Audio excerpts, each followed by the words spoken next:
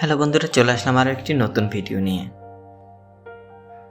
বাংলাদেশের বিভিন্ন জেলার মতো গোপালগঞ্জ জেলার মুকসুদপুর উপজেলার জলিরপা ইউনিয়নে দেখা যাচ্ছে সূর্যমুখীর ফুলের বাগান।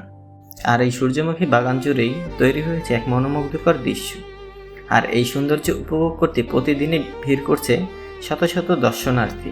বিশেষ করে ছুটির দিনগুলোতে সূর্যমুখী বাগানগুলো যেন রূপ নেয় ছোটোখাটো একটি পর্যটন কেন্দ্রে। পরিবার পরিজন বন্ধুবান্ধব নিয়ে মানুষ ছুটে আসে এই ফুলের সমুদ্রে। কেউ ছবি তুলছে, কেউ ভিডিও করছে, আবার কেউ শুধু প্রাকৃতিক সৌন্দর্য উপভোগ করছেন। দর্শনার্থীদের কেউ কেউ বলছেন সূর্যমুখী ফুলের এমন অপরূপ দৃশ্য তাদের মন ভরিয়ে দিচ্ছে আনন্দে। অনেকে এটিকে প্রকৃতির সোনালী কার্পেট বলেও অভিহিত করছেন। বাগান মালিকদের মতে প্রতি বছরই সূর্যমুখী ফুলের প্রতি মানুষের আগ্রহ বাড়ছে। এতে যেমন বিনোদনের সুযোগ তৈরি হচ্ছে, তেমনি স্থানীয় অর্থনীতিতেও ইতিবাচক প্রভাব পড়ছে। বাংলাদেশের বিভিন্ন জায়গায় প্রবেশ মূল্য নির্ধারণ করা হলেও এখানে কোনো প্রবেশ মূল্য নেই। তবে দর্শনার্থীদের প্রতি অনুরোধ, তারা যেন এই ফুল বাগানে এসে ফুলগুলো নষ্ট না করে। তবে অতিরিক্ত ভিড়ের কারণে কিছু সমস্যাও দেখা দিচ্ছে। ফুল নষ্ট হওয়া, বাগানের ক্ষতি হওয়া এবং পরিবেশ দূষণের মতো ঘটনাও ঘটছে। তাই বাগান কর্তৃপক্ষ দর্শনার্থীদের সচেতন হওয়ার জন্য আহ্বান জানিয়েছে। সব মিলিয়ে সূর্যমুখী ফুলের বাগান এখানে একটি কৃষি জমি নয়, এটি হয়ে উঠেছে মানুষের আনন্দ ও সৌন্দর্যের এক অনন্য কেন্দ্র। প্রকৃতিক অপরূপ সৌন্দর্যের মাঝে দাঁড়িয়ে আছে এক অনন্য ফুল সূর্যমুখী, যেন সূর্যেরই প্রতিচ্ছবি মাটির বুকে। সূর্যমুখী ফুলের নামের মধ্যেই লুকিয়ে আছে তার বৈশিষ্ট্য। এই ফুল সবসময় সূর্যের দিকে মুখ করে থাকে, সকাল থেকে সন্ধ্যা পর্যন্ত সূর্যের পথ অনুসরণ করে। হলুদ রঙের এই বড় বড় পাপড়ি আর মাঝখানে গাঢ় বাদামি বীজের বিন্যাস দেখলেই মন ভরে যায়। কিন্তু শুধু সৌন্দর্য নয়, সূর্যমুখী ফুলের রয়েছে অসাধারণ উপকারিতা।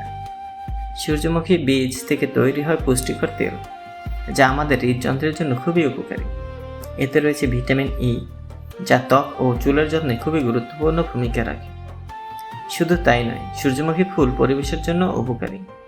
এটি মাটি থেকে ক্ষতিকর ধাতু শোষণ করতে পারে, যা পরিবেশ দূষণ কমাতে সাহায্য করে।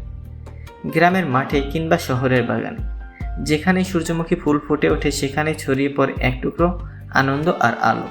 তাই সূর্যমুখী শুধু একটি ফুল নয়, এটি একটি আশার প্রতীক, আলোর প্রতীক, যা জীবনের ইতিবাচক এক উজ্জ্বল উদাহরণ। যেখানে আলো, সেখানেই মুখ তুলে দাঁড়াও।